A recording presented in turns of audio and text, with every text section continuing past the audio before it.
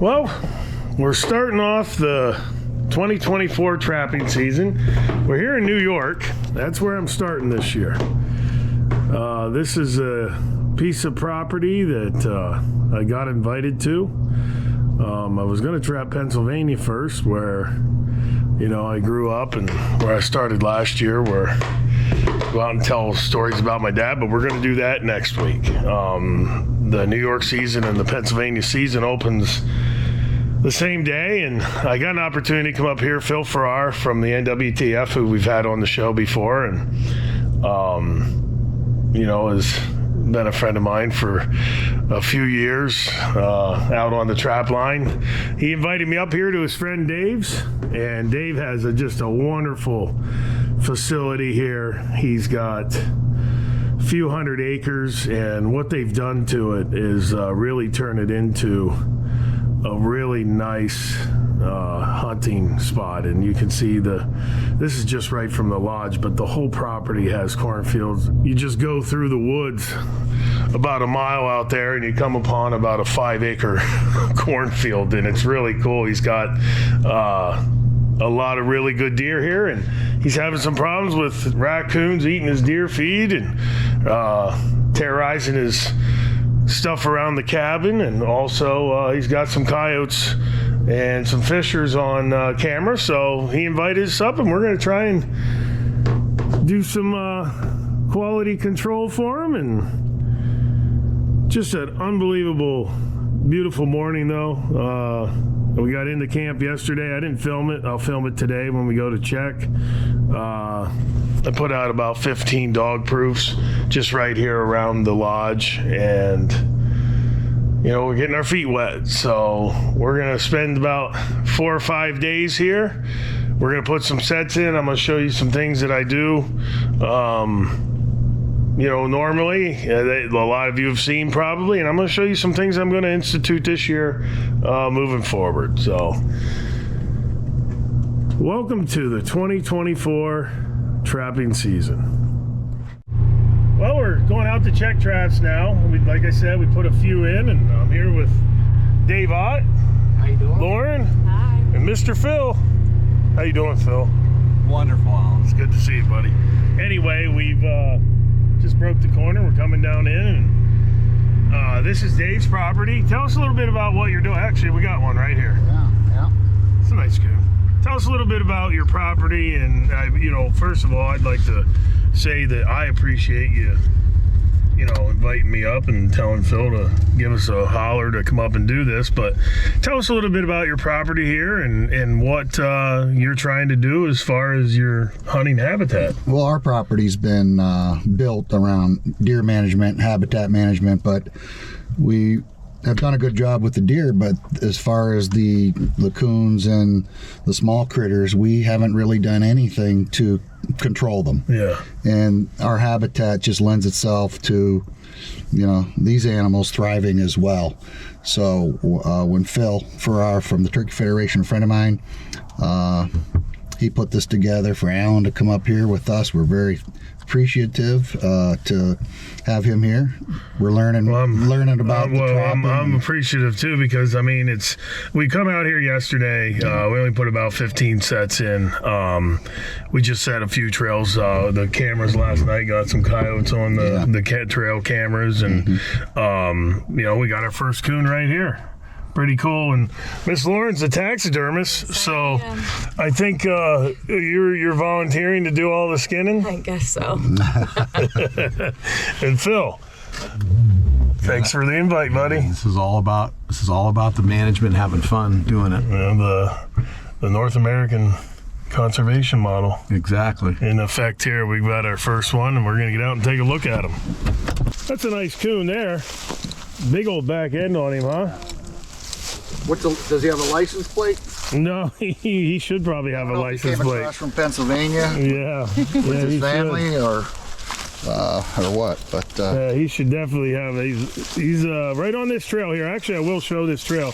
It come out through the woods there. The reason I set this, you can actually see how it goes. The frost is on here today, but you can see the indention where it goes right by this tree. You can see how the trail goes there. and then it follows right across. Now we did have one on the other side, and I had said this looks like a good place to have a double here, and we didn't get a double today, but we've got one, and it's a really nice big healthy coon, all black too. Really, he's got a lot of that metallic phase there on his backside, but it's a good start. It's in great shape. Yeah, beautiful. We've got everybody here, the whole crew. They're coming out following us today. Yeah. Big guy and Otto. How you doing? What do you think? First coon you ever saw in a trap, or? First one I ever saw in a leg hole. That's cool. Yeah, those dog proofs, they do a good job. They're perfect for these guys. Yeah, they do. Efficient way to do it. They do a fantastic job. We've shown you how to put them in the ground. It's a really good tool for management, and it's also something that can be used to get new people involved. But we'll get him taken care of and move on down the road. Well, there's another one, Dave. Yeah. This one looks like it's pretty curious about what we're doing. Yeah, he's that was a good trail there. I was happy about that trail. That's another big coon. Coming right out of that edge, right to where you have them fed. You got your little smorgasbord for them over there. Yeah, they're probably pretty healthy with the food that we planted for the deer, the turkeys, and the coons benefit from it too, for sure. Well, we've got a nice one here, and we're gonna get out and get him taken care of. Pretty cool, but you got a really just awesome property here. That trail, you can see how that trail come out of the, just that thick stuff down in that bottom, and you can see how it's, that's what you're looking for. When you can see the beat down in the grass leading somewhere, that's a lot different. I tried to show you that yesterday. That's a lot different than a deer trail. Yeah, and I see it all the time, and you really don't identify it with what actually that could be. Yeah. Right? But now, with you coming here and educating us on that. Well, from now on, when I leave, like I said, I'm gonna make sure that you're gonna be able to continue to do this and take these out of the equation when I leave. The deer tend to disperse when they come out into a field. They don't keep continuing a straight line. They go left, they go right. But the game, when they come out, they take that shortest area and they beat those trails down to where they're going. And usually it's always gonna be the shortest distance between one cover source to another. It's probably, they know it's safe too. Yeah, so exactly. In, out. Well, And you've created a little bit of safe haven there for him. Yeah. That's pretty cool. Well, we're gonna get this one taken care of. He's trying to get you. He's a pretty big one too. Big back end on him. You guys all having fun? Oh yeah. Phil, you love this stuff, don't you? It's great, man. It's a lot of fun trapping. Yeah, you've been with me what, 3-4 years now? Yeah. Yep. This is We still haven't got you a turkey yet, but we're working on it. I will be the first to admit I'm a master of truth.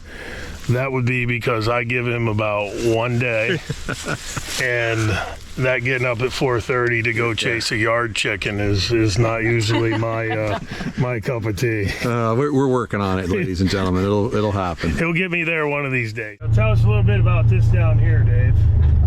This is a 120-acre parcel we have of the 2,000 acres here, and it's a low-lying area, big swamp in the background, and the farmer leases about 70 acres here for soybeans, and we've put in our own soybeans and corn.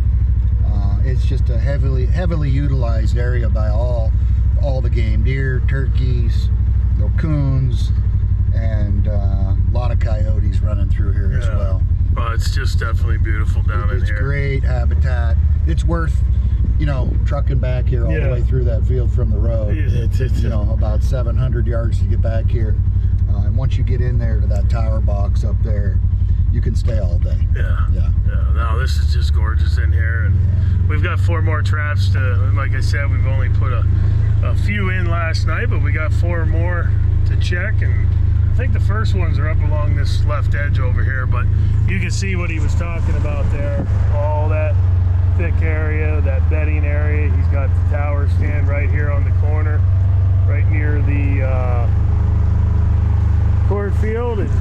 just a beautiful, beautiful location, but I just appreciate you having me out and giving me the opportunity. I love coming to new ground. It's kind of tough when you don't really know, the area, but you've been a great host the first couple days where you've taken me around and showed me the whole property. And we're going to go out after we check these last 4, and we're going to show how we put our canine sets in. You'll see Looking forward to that. what we do on that avenue. Well, if you think the habitat's great here, what do you have? The linguine and clam sauce and lamb chops tonight. Well, that's even better. Oh, yeah. There's one, I think. Pull up on there. I think we have both. Actually, I see the other trap, maybe. Yeah. I don't know. It's another coon, though. Oh, yeah. That's that trail that was coming out into there. Let's get out and take a look at him. It's another nice coon.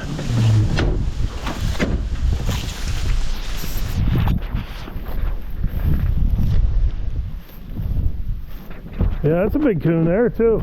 Boy, right on the trail, too, Alan. Yeah, You know. that's the thing I said yesterday, and I always preach, you just make them, when you put these traps in, like when I'm gone and you're handling this stuff on your own, put that trap right in the middle of the trail, and you can see the trail, how it was beat down right here. And that's what I was talking about earlier with the way that it shows up in that grass. Yep. But you can see how that trail went right out into the cornfield there. But if you put that trap right in the middle of the trail, make them bump their nose right on it. They just they can't walk by and not hit it with that coon buster and the magnet trailing set. But that's a really nice, another big raccoon, and we'll get him taken care of. You guys enjoying it? Yes. Oh, yeah. Yeah. Awesome. Can't wait to cook them up. Cook them up. There's a big market for that down south. Oh, it is? Yeah, there's Down there. there's a lot of guys down south that actually sell those. I think they get about $10 a piece on the carcass. A lot of people down south eat them. Mississippi, Alabama, those states, they consider that a southern delicacy. So you're actually not that far off the beaten path saying cooking that up for dinner. We'll get them taken care of and move on up and hopefully have another one or two. There's one. Look at him peeking up around the corner there. Oh, yeah. That's a beauty right there. Yeah, they're all pretty nice. That's not too bad. That's our last 2 sets. We've got 4 coons and basically 4 coons and 14 sets. Yeah. Like I told you yesterday, you asked, well, actually a couple people asked, how many do you think we're going to have? I said, if we have 4 or 5 coons, that'll be a good day. Yeah, for day one. Because we really just, come out and threw some in on a few trails last night, but you can see how easy it is to get out here and do this on your own when I'm gone too.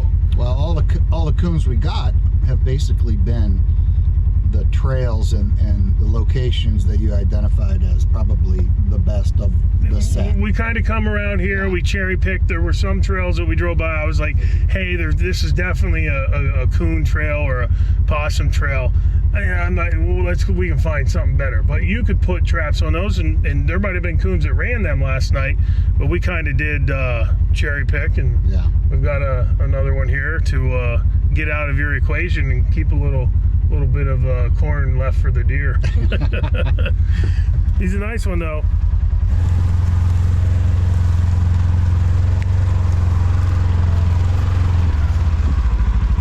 What's up, buddy?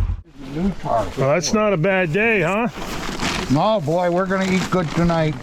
Perfect. Yeah. Well, we got 4 of them. 4 bandits. Basically 14 quality sets. That's a pretty good day. My percentage when I'm trapping raccoons, I like to get 20-30%. That's kind of a good percentage. And when you're trapping canines, 10% is actually a really good percentage. If you put out 20 sets and you catch 2 predators, and what I mean by big predators would be your fox, your coyote, or your bobcat, or a fisher, something that's a bigger predator, but 10% on that is really good. So, you guys were asking how many you thought we were going to have, and I'm really happy with 4. You go out and put 14 sets in the ground, and you got a lot of property here. Yeah. I mean, where this is just smidgen of what you have. Yeah, and there's probably so many entry points into this corn. Absolutely. That, we're picking the most obvious and the best trail sets for, with your experience. And I think it's been a great start. Pretty good start. It was 30 or 29 last night, which was pretty cold. And, I think you told me they're not that active. They don't like the cold like a predator does. Your optimum nights on raccoons is that low 40s, mid 40s, rainy. Those warmer, rainy nights, the raccoons really do like to go at that point. Well, maybe we'll have a better night tonight because the temperatures are not going to get us cold. No, and we're going to put some canine sets out too. Yeah. What do you think, Miss Lauren? This is great. Very happy. You're the taxidermist. You getting ready to skin them for me? All right. That's a pretty good start. We'll take them back and we're going to head out and set some canine sets. But like I was saying there, if you are trapping and you put sets out, if you can catch 20-30% on those coon sets, that's good. We had 14 sets out, caught 4 coon. That's a good start to this trip, good start to the 24 season. And you can see how thick that is down in there, and you just find these trails where they're coming out. I mean, you can see right there that trail come right out through that thick stuff and led right to the DP. So we'll get more in the ground and hopefully come out here tomorrow and show you some more. You can see 1, 2, and 3. We got the triangle right here. The Brian Nelson triangle. Pretty good stuff. You guys learning? Oh yeah. We're excited. You're gonna skin my coons, right? Yep, absolutely. Anyway, we're getting more sets in. This is right where he has pictures. Dave has pictures of the 2 coyotes coming right up by them apple trees last night and a couple other nights. So we've got the prevailing wind coming this way. We've got the sets in a good location. It's a little warm, but all in all, this is a great spot. This is another, you can see his deer stand over there. You got another stand over here. And, those deer and every other critter is in here working these. And hopefully those coyotes come by that camera again tonight, coming right up this way, and we get a crack at them. But there it is. 1 set, 2 set, and 3. So we're heading on down the road, see if we can get some more in. Well, as you saw earlier today, I've had people with me, and I'm getting 3 more in the ground, and you can see what they're doing. sitting in the 4x4 while I get the work done. That's all right though. They've been helping. Got another triangle here. 1 set there with Mountain Man in it.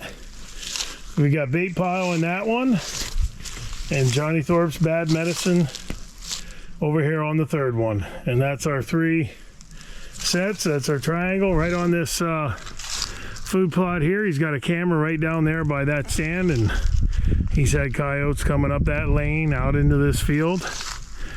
But the wind blows from my back out across the field this way, basically right there. So when those critters come into the field, and if they're running on that side, they're gonna smell it, and if they're running over here, they're gonna run right into them. So 3 more in the ground. We are ready to go. Put some more in. I got 2 right here. I got 1 right there, and I put another one right there. Right on this corner right here. Those coyotes, the prevailing wind is from my back, the back of the camera down towards that tree hut. And they're gonna run down in there, hunt, but you can see this is just an absolute beautiful area. The sun's about ready to set over there. Fun to get out here. The 2024 season is underway, and it's been a long day. I'm getting too old for this, I think, to be pounding in 50 sets a day, but you can see that's a good set right there. We got Mountain Man in that, and over here we got Bait Pile And I did top that off with just a little bit of bad medicine from Johnny. So we'll be out here tomorrow. Hopefully we'll have something. The canine sets we put in today were all the 450s. Hopefully we got something come by and I can show that they're going to be a really good piece of equipment for you guys that are in fox, coyote, bobcat territory. And this is all three of those: fox, coyote, and bobcat. So we'll be back out here tomorrow checking some traps and hopefully have some more critters. The brand is so much bigger than myself or anybody involved with what we're doing. It's the tradition of, you know, it's that woodsmanship that these kids and even adults can learn just by being out there. That's what we're trying to do. Trying to get people involved, trying to get people to feel that. And every time you go out there with them, you're experiencing that outdoors through them. You know, we're showing the simplicity of things, and we're trying to debunk a lot of those myths that you know, maybe scares people away from doing it at times, thinking that, oh, it's just too hard, there's too much into it. No, it's pretty easy, and we're going to show you how easy it is, and you're going to be able to go out and do it. Get started trapping those problem animals and nest raiders today. Become the steward of your own land or lease. Visit NorthAmericanTrapper.com.